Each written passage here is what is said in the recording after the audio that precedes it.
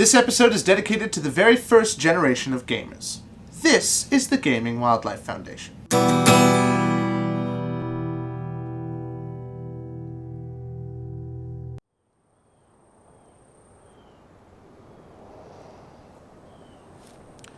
While the kingdom of gaming has been around for an astronomical 30 years, the entire movement began even before the advent of the personal computer, with a subspecies of gamer dedicated to gaming without video. This week, we take a look at an endangered species of gamer known as the Elder Nerd.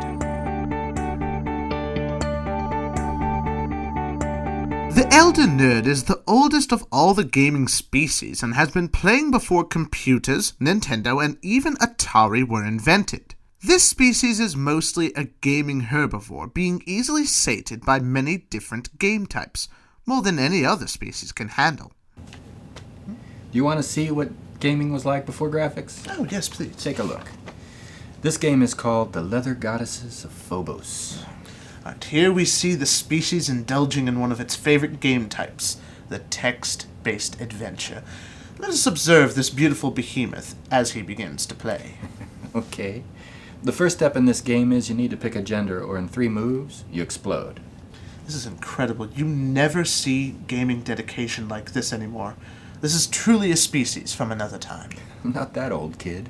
To dive further into this creature's world, we go to the Professor of Elder Gaming Studies at the University of Gaming, Booz Miller. The Elder Nerd is native to a time before graphics, when players were forced to use something called their imaginations to provide the visuals for the game. This, of course, is before my time, where the visuals is all people care about anymore.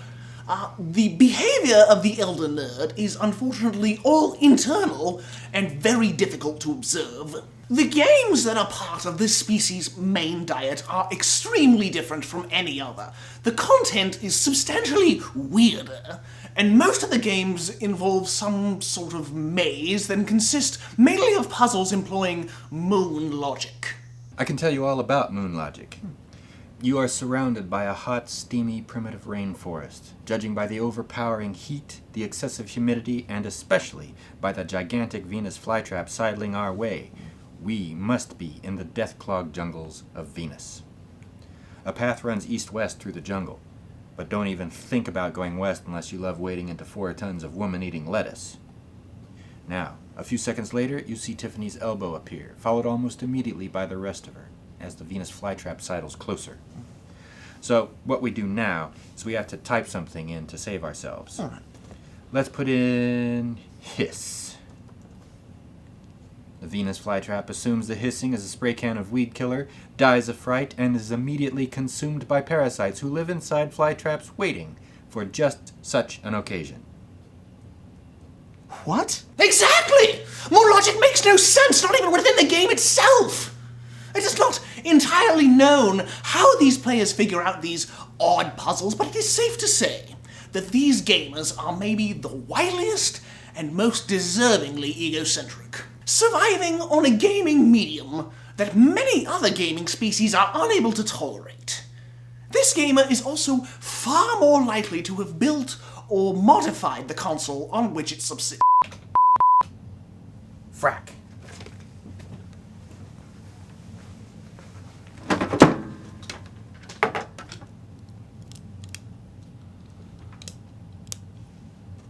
Wait, what just happened? Oh, we just lost connection to the server. Hang on.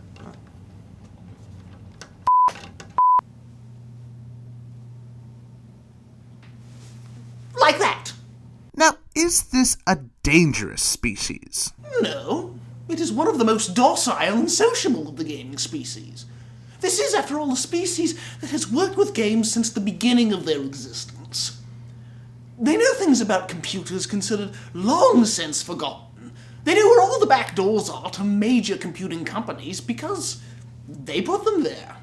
One key component to remember is that unlike their younger counterparts, the adolescent gamer and the Xbox gamer, if the Elder Nerd were to tell you that they slept with your mother, they might be right. An Elder Nerd could very well be your father. It's true. For the Gaming Wildlife Foundation, my name is Master Charles Davenel Bates. Good night.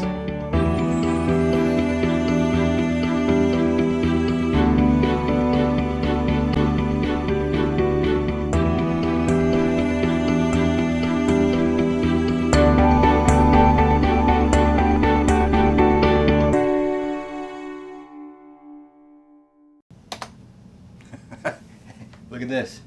Yes, that's nice.